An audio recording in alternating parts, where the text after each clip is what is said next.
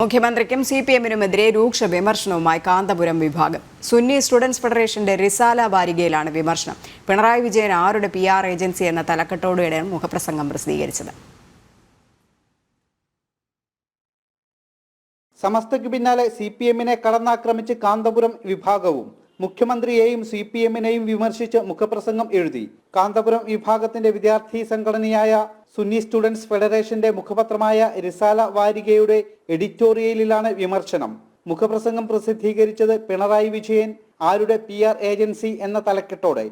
മുഖ്യമന്ത്രി വലതുപക്ഷ നിലപാടുകൾ സ്വീകരിക്കുന്നുവെന്നും വിമർശനമുണ്ട്. ADGPക്ക് എതിരായി നടപടി സ്വീകരിക്കാത്തതിന് പിന്നിൽ വലതുപക്ഷ നിലപാടുകളാണെന്നും സൂചിപ്പിക്കുന്നു. പോലീസ് ഭാഷ്യങ്ങളെ മുഴുവൻ വെള്ളം തൊടാതെ മുഖ്യമന്ത്രി ന്യായീകരിക്കുകയാണെന്നും മുഖപ്രസംഗത്തിൽ പറയുന്നുണ്ട്. ADGP RSS നേതാവുമായി നടത്തിയ കൂടിക്കാഴ്ചയാണ് കാന്തപുരം വിഭാഗത്തെ ചൊടിപ്പിച്ചത്. തിരഞ്ഞെടുപ്പിലടക്കം ഇടതുപക്ഷവുമായി സഹകരിച്ച് പ്രവർത്തിക്കുന്ന സംഘടനയാണ് കാന്തപുരം വിഭാഗത്തിന്റേത്.